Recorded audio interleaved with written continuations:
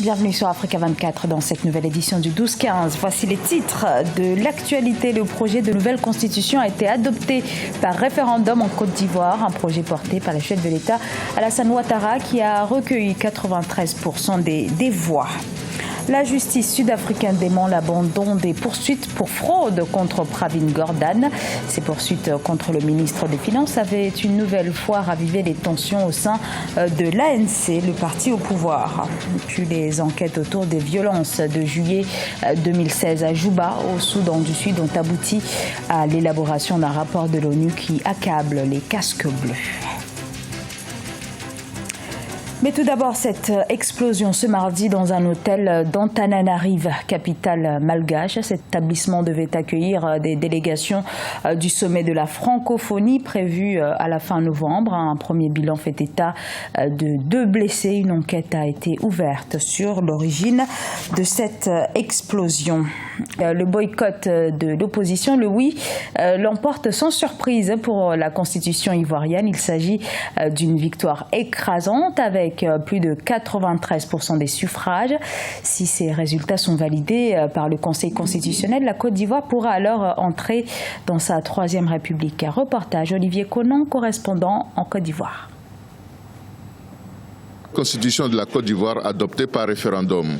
Les Ivoiriens se sont rendus aux urnes le 30 octobre pour voter la nouvelle constitution du pays. Le oui l'a emporté à une écrasante majorité devant le non. 2 678 601 électeurs ont pris part au vote sur une liste électorale de 6 313 758 personnes. Les résultats officiels du référendum sur la nouvelle constitution ont été proclamés le 1er novembre 2016 par la Commission électorale indépendante. Suffrage exprimé, 2 655 001. Nombre de bulletins nuls, 15 234. Nombre de bulletins blancs, 8 366. Taux de participation, 42,42%. Pour le oui, 2 480 287 voix, soit 93,42%. Les partis d'opposition ayant appelé à voter non et surtout à boycotter le référendum sur la nouvelle constitution, l'enjeu du scrutin était le taux de participation. Pour la constitution de 2000, le taux de participation s'était élevé à 56% contre 42% en 2016. Pour le président de la commission, le scrutin a été sincère et transparent. Nous avons observé les chiffres, nous avons rendu compte de ce que nous avons vu. Et ce que je puis dire aussi, c'est que dans tous les pays du monde, le référendum est une élection spéciale. Donc ici, nous avons eu une élection présidentielle l'année dernière et je pense que c'est l'effet d'entraînement qui continue. Et c'est pour cela que vous avez noté ces chiffres-là. La Commission électorale indépendante va transmettre les résultats provisoires au Conseil constitutionnel. Une fois que le Conseil constitutionnel aura proclamé les résultats définitifs du référendum, la Côte d'Ivoire entrera officiellement dans la 3e République. En Afrique du Sud, la pression s'accentue sur le parquet dans l'affaire qui l'oppose au ministre des Finances, Pravin Gordhan, poursuivi pour fraude. Malgré les rumeurs, le bureau du procureur dément tout abandon des poursuites. Une audition du ministre des Finances devrait d'ailleurs se tenir ce mercredi. Maria Madramé. Coup de théâtre en Afrique du Sud.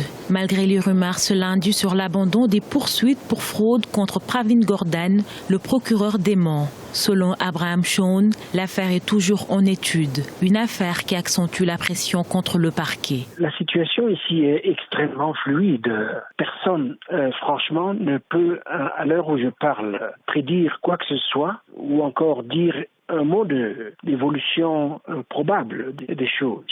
Et donc, je crois qu'il va falloir s'attendre jusqu'au dénouement final à ce qu'il y ait énormément de rebonds et de changements. L'audition de Pravin Gordhan est prévue ce mercredi 2 novembre.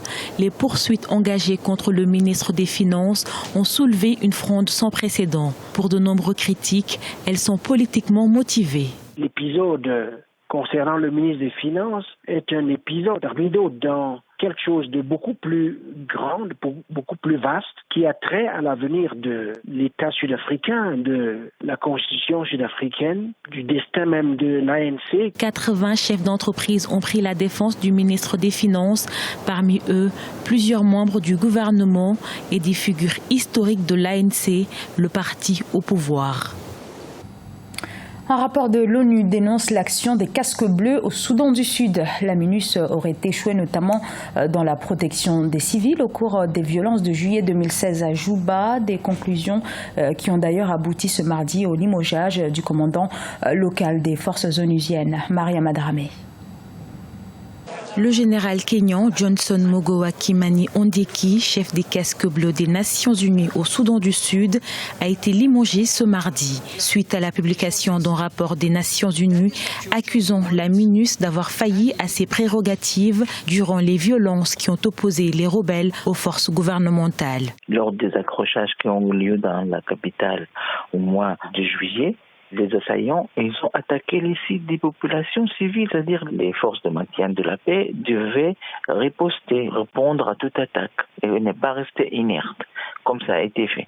C'est-à-dire qu'ils n'avaient pas pris les mesures, qu'ils n'ont pas su gérer la crise. Il y a aussi une autre affaire de viol des fonctionnaires internationaux, employés des ONG humanitaires et autres. Les civils n'ont pas été protégés. Donc la mission a failli à son premier devoir, c'est-à-dire sa raison d'être.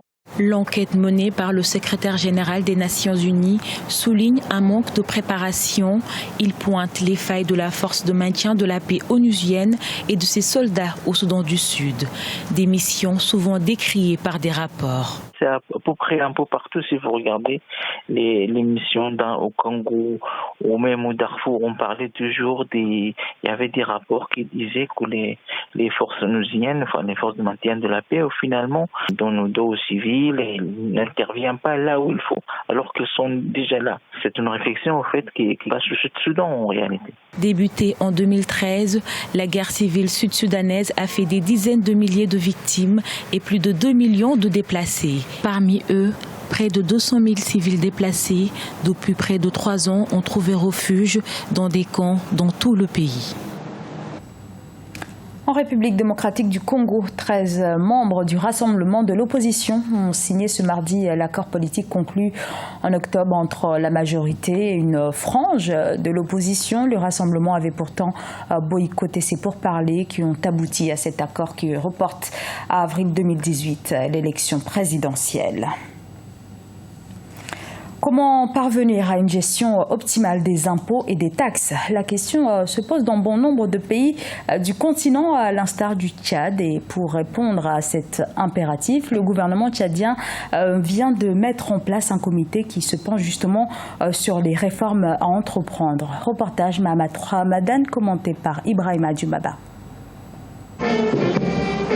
Au Tchad, le gouvernement a créé un comité interministériel pour le recouvrement des créances de l'État. Il a pour but de recouvrir les impôts, les taxes de l'État et d'auditer les comptes publics pour la maîtrise effective des recettes. Ce comité est l'une des mesures de redressement économique prises par les autorités il y a 2 mois. La majorité présidentielle soutient l'initiative et encourage les ministres concernés à mettre en œuvre les réformes envisageables.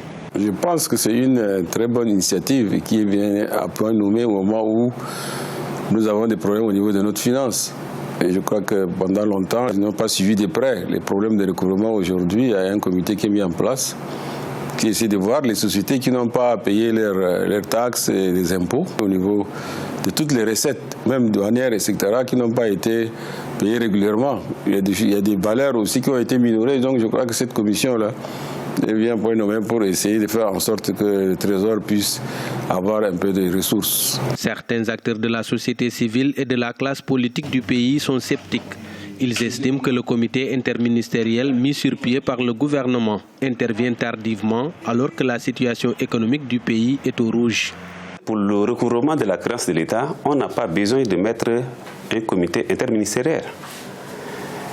Les services chargés du recouvrement sont là.